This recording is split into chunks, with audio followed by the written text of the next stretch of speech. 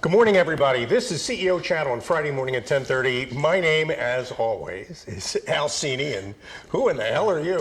Same as last CEO It's did. always Joe great working Osmendi. with you. Absolutely, Al. And Absolutely. we're welcoming onto the program today Ilene Rosenthal, who Okay. has forgotten more about marketing than most people ever knew. Really? She's an expert, Okay. and I've had a lot of conversations with Ilene, and she really knows what she's talking about.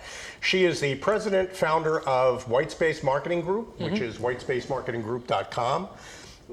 She is a big proponent of strategizing before advertising. Okay. So, welcome to the program, Ilene, and maybe you can talk a little bit about why smash and grab marketing isn't necessarily a good idea and how you do it differently.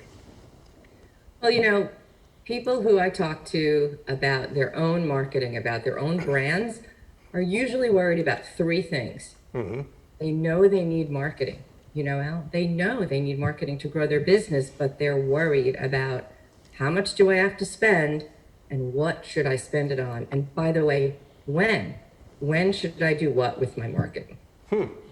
Well, okay, so one of the things I know you are is mindful about any kind of a program that relates to marketing, any kind of a product or service. And your clients, in fact, could be people who manufacture things, or they could be service companies.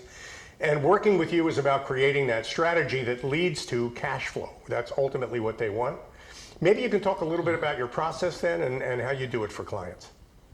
So can I start with a little story, Al? Sure. So I've been watching this program on Netflix called The Queen's Gambit. And it's about a young lady who becomes a chess champion. And it occurred to me, though I am not as smart and as logical as a chess champion, it became clear to me that moving things around a chessboard, taking one action and having it have an impact on other actions is sort of what marketing strategy is about. Because you can do many kinds of marketing to achieve a certain goal. The question is, which is the right one and when? So when I'm working with clients and they come to the table with, let's say, paid channels before they have a website that has engagement on it or calls to action, when they come to the table with a branding exercise, when what they really need is revenue before the end of the year because they're looking for investors, this is how we have to sort of look at the playing field, look at the chessboard and say, what should we be doing first based on your business goals? It's funny you mentioned the Queen's Gambit. I watched that program not expecting much, and I was very pleasantly surprised. It was a terrific film, and a lot of it is about just instinctively knowing where you want the game to land before you ever start playing it in the first place. And it's a great analogy, I think, exactly for marketing and what you do. And that whole idea that marketing to create a brand and marketing to generate cash flow are two different objectives, and you need to have a strategy that's appropriate to support whichever one of those you want to get. Do your clients know where they're headed most of the time before they call you, or do you help them find where they're headed? I think most companies in the space where I operate, which is typically between a $5 million in revenue to $25 million in revenue, these companies know where they're headed. I think one of the issues is, what should they do first? Because I'm very committed to earning revenue that can fund better marketing, that can fund more marketing. So for example, a company came to me and they were interested in creating revenue in the fourth quarter of this very challenging year. And they immediately went to the paid channels because those seem to work quickly. And in this case, I knew that that's what they needed. So I wasn't going to step in and say, let's rebrand your website. Let's revamp all your marketing assets. That wasn't the right thing to do. So I can get on board when a company comes to me and really knows what they need. The question is, what's the longer term version of that? So we can serve short-term problems. We like the quick wins. We really do. We're not all about an 18-month brand strategy exercise, that takes a long time to implement. We're all about business objectives. And I think, Al, you bring up a good point. I like to say that we try to combine creative thinking with business analytics. I know that sounds like a set of buzzwords, but the truth is marketing lives to serve the business, not the other way around. And that really makes you as much a business consultant as a marketing consultant in a lot of ways. I know that you have on your website, you talk about steps that you follow to actually very tactical steps that you follow when you engage with a client. Maybe you can summarize what that engagement feels like, where it starts, where it goes. Sure. I always start with the business itself. You know, I have actually been in a situation where I've said to a potential client, I don't think now is the time to start marketing. Because if we implement marketing and it works, you actually don't have the bandwidth on your team to service it. So what I would recommend is go out and hire some salespeople or go out and hire some additional account management people who you can train, and we'll do some strategy work now to get us poised for delivering leads to you, in 6 months. Because marketing is, I try to look at it from 10,000 feet. And the good news is I've actually been on the ground, right? I've implemented websites and paid channels and content marketing. I've done it all along the way. So it's not a matter of, can we do it? It's a matter of what should we be doing first? So I always take a step back. In fact, in my lab with small companies, I actually have a massive 20-question spreadsheet where I'm asking for the business issues, the revenue, the average order value if you're an e-com brand, the revenue value per year for a new customer. How much money will you make if you get one new customer? How many customers do you need? How are you aiming to achieve in the next year? What might that cost to get there? So it's kind of a big math problem, but I have to start there because not all marketing is good for all objectives. Ilene, I have a question for you. I think that one of the things I've always thought about marketing, especially like with this pandemic now, is it's more important than ever for people to have a good marketing strategy that's focused on customer messaging. Would you agree with that? Oh, for sure. In fact, I would say, we all need to know our strengths and our weaknesses. My weakness is I am completely seduced by a good messaging challenge. Okay. And sometimes that doesn't need to come first. But I'm StoryBrand certified, and I worked for years in big ad agencies where customer insights and consumer insights really drove the train when it came to a quality campaign. So I love the messaging process. I'm always inclined to go there right away. Sometimes that's not the issue. I'm working with a company right now where we know we need to revamp the messaging, but we are in a Q4 push, and we're going to focus on some of the tactical stuff, do it the right way, make sure that the messaging is adequate on a tactical level, like through email campaigns, for example. And then once we take a deep breath after the first of the year, we're going to sit down and look at the messaging from soup to nuts and start with how the salespeople are talking to their customers on the phone, what the website looks like and sounds like. Does it deliver on the same message? How do things like email campaigns and even paid search, how is all that messaging tied together based on, of course, a customer pain and problem that this client can solve? No, I think one foot in front of the other is a great way to approach marketing, which for a lot of people is abstract and kind of gaseous and hard to wrap your arms around. And I think part of your value proposition, Ilene, is that you make it so clear and so compelling and so straightforward that people can turn it into tactics and generate cash flow from it in a hurry if they think it through the way you kind of coach them through. You mentioned, though, a little while ago, something that I think is a very innovative part, very unique part of what you do.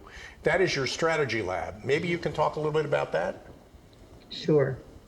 So I got trained at a big ad agency. We worked with large clients. I bring some of that big client perspective to smaller businesses. Most of the revenue generated by Whitespace Marketing Group over the last 8 years has been from companies in a slightly larger space than the small business space, really around somewhere between sort of 18 and $35 million.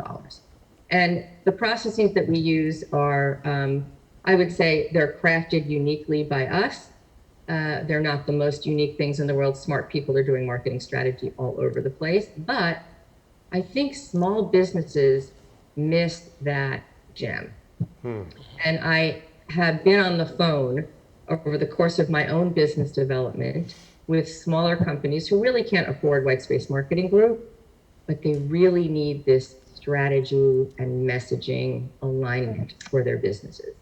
I've seen small businesses come in and immediately want to spend money on paid channels where, oh my gosh, like your messaging isn't baked yet and you're going to drop dollars on Google when you don't actually have all that aligned.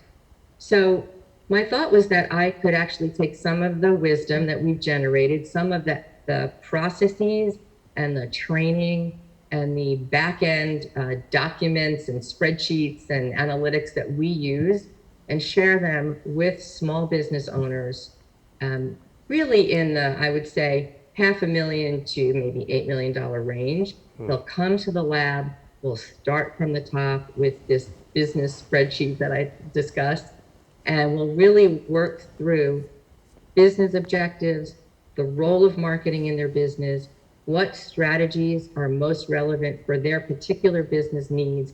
And then we'll dig into channel strategies. Which channels work best for which marketing strategies, right? If you have generate more leads for my sales team, there are a certain set of channels that are going to work best there. So we'll work out a channel strategy that delivers on the marketing goals. And then we get down to sort of estimated budgeting and pricing so people can wrap their head around, I want to do 5 things. I only have a budget for 2 things. Which 2 things should that be? And we're in the pilot right now. We're going to be relaunching it in January. I'm very excited. That's great. And a strategy lab is a bounded, finite, fixed price. For people who may not be sure exactly what direction they want to go in, they get to learn in the strategy lab, not just from you, but also from the other people in the lab along with them. Isn't that true? It is so true. I'm glad you brought that up. You know, I love to work one-on-one with businesses. That's really how we've built White Space, is we like to say we're the bat phone. We're the marketing bat phone. Ilene, what should I do? We have this situation.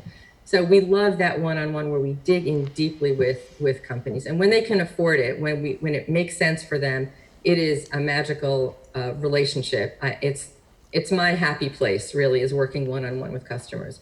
But what I've learned in the lab, not only in my lab, but in actually participating in my own development, in my own coaching initiatives, joining coaching groups, being part of trainings myself as a participant, the value of sharing is remarkable.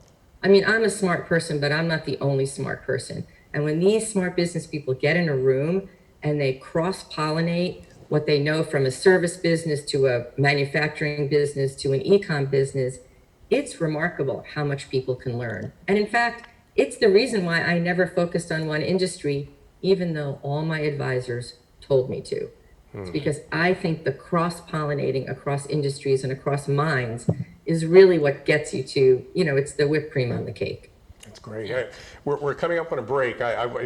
Having talked about strategy, your strategy lab, and I want to talk more about it after the break, you're reminding me that the reason why we got together in the first place was Jonathan Rosen, who introduced us. And Jonathan Rosen is a big believer in the value of networking, and that's what his whole company, Collaborex, is about. So thank you, Jonathan, for introducing us and our audience to Ilene. And we're going to take a break now. We'll be back with more CEO Chat and Ilene Rosenthal, White Space Marketing Group, after these messages.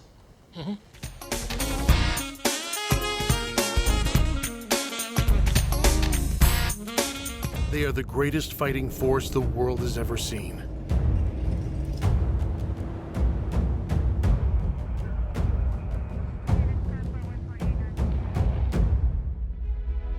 But what does it take to strengthen our service members? What does it take to let them know that we stand behind them, wherever they are? What does it take to bridge the distance and keep them connected to family, home, and country? And what does it take to prepare them for their future when their service to the nation is complete? What does it take to strengthen our service members so they can be the greatest force for good in the world? It takes of force. Be a force behind the forces. Share a message today at force.uso.org. I want to be a contender. I want a warm belly to sleep on. A big house. How do I look? Do I look good? I want to play hard. My nails done once a month. I want. I want a home. I just want a home. I want someone to love. Last year, more than 30,000 companion animals came to us without homes. 20,000 of them were felines. Let's make some homes together.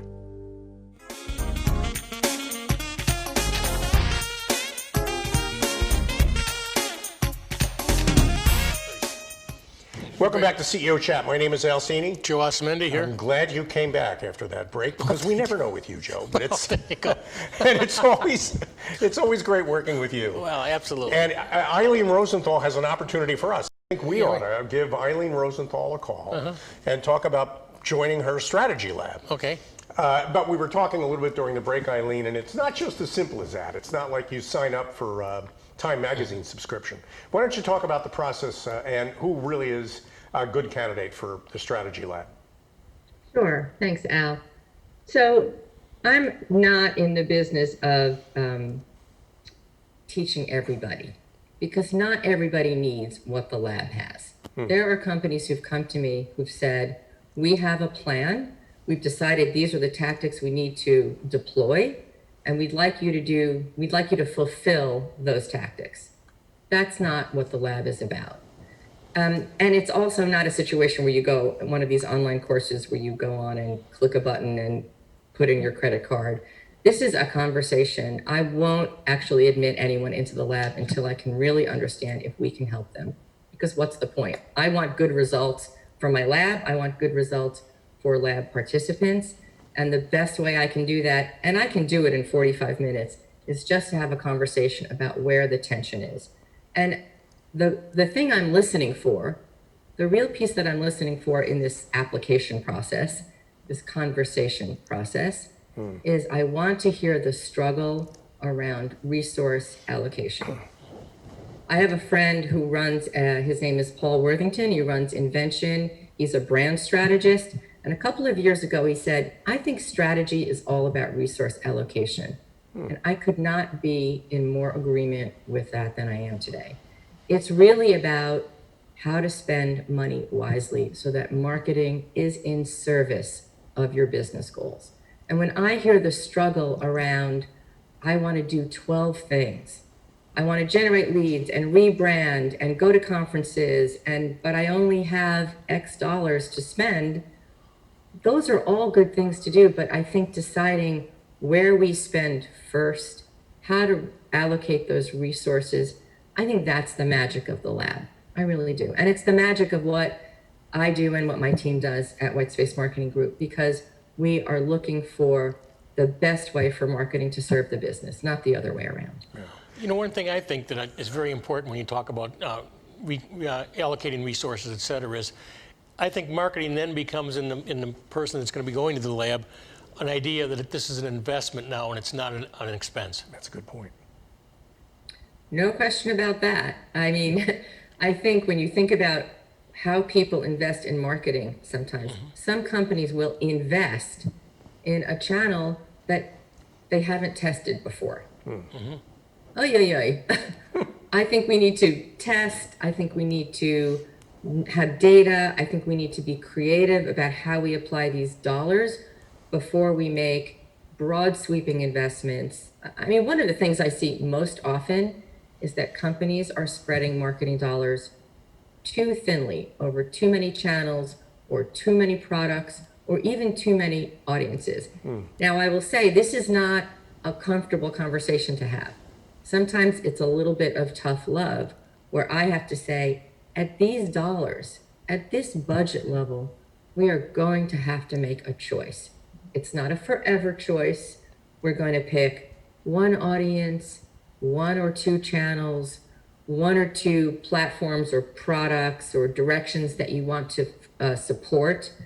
And we're going to focus on that for a little while. It's not forever. It's not a marriage. You're not married to one channel forever. But when we spread it too thin, you know what they say, it's spaghetti on the wall. We don't see results. We scratch our heads and say, I spent all this money, but I didn't get the results I wanted. Well, we have to really be very strategic, to use that word, on how we spend these dollars.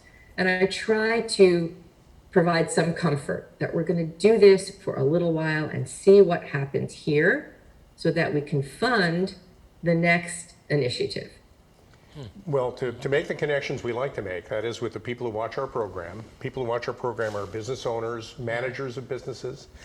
If they're looking for somebody that they can work with who can help them put a fine point on their marketing strategy, get their messaging straight, that 45-minute call is a call that you definitely want to make. You want to get in, and a little later on, Eileen's going to tell us how we can reach her. You want to make an appointment to have that 45-minute conversation, and from there, either engage with Eileen directly one-on-one or join the strategy lab. And I also want to point out, Eileen, you correct me if I'm wrong, the strategy lab is really designed for people who may not have a huge budget, but know that they need to make an investment before they go much further with whatever their messaging might be. Do I have that right? Can startups join the lab and get something out of it? Well, I'll be honest with you. You have to believe that you will have money for marketing. I think it would be frustrating to come into the lab and work for 6 or 8 or 12 weeks on a plan and then not be able to implement anything. So I think, and you'll see in my application process, I really ask if you have a budget or if you have resources that can fund a budget for marketing. But I want to clarify one thing also. I think the great part about the lab, and it's kind of a good thing about Whitespace in general, is we're not really focused on the fulfillment end of things. We have some retainer clients for whom we do all the fulfillment. So we do have that team. But I like to compare our help with if you went to a financial planner who was paid and compensated based on assets under management. He got 1% of your portfolio as a fee, versus a fee-based financial planner who comes in and says it costs X, and they're not tied to, let's say, any particular product or any particular fund or financial avenue. That's really the way we see ourselves, is we are channel agnostic. We are not assuming that people are going to necessarily hire us to fulfill the plan. We know a lot of people to whom we can refer. We also know people across the price spectrum. So we know people who are less expensive and middle range and more expensive depending on the needs. So I think if somebody comes to the lab and they know they will have resources to invest in marketing, they understand that marketing is a central component for growth, and they can dedicate the time and the wisdom to thinking before they spend, the lab is the right place for them. It's very logical, makes a lot of sense. And Eileen, you're an expert. How did you get to be an expert? What's your background? I started out at a bank. I worked for Citibank in a training program out of college. But then I went and got my MBA in marketing. And I will tell you, from the time I was a small child, I knew I wanted to work in advertising. My parents will tell the story of me standing up on top of a coffee table trying to sell margarine. My dad was in the business. That's sort of how it started. But I worked at Y&R for 16 years. And I will tell you, everything I do today has its roots in that experience. It was an amazing company. Account people were strategists at the time. We really combined the creative product with research, with customer insights, with client service. So everything I am today, I really can thank all of the wonderful people at Y&R years ago who trained me. And that's really where it all started. You know, I was the account person who the creative team would come to before they saw the creative director and say, before we go to so-and-so, can we show you this idea? Is it on strategy? These are my roots, actually. And I moved from traditional brand advertising on television and radio and print into the digital world when I began to work at SAP in their global marketing group. But really, Al, it really started when I began to work with smaller companies, with a $7 million company or a $12 million company who didn't have a national TV budget, but really needed to use digital as a way to be efficient. And that's how in the early 2000s, I got trained on digital and made the transition into what I call sort of the hybrid marketer model. Wow, that's great. I know your office is based in northern New Jersey, but you've got clients all over the country, isn't that right? Yes, my office is now based in Yonkers, New York, and the office address is in Hastings, New York. So we can see New Jersey from here, but we're not actually in New Jersey. Close enough.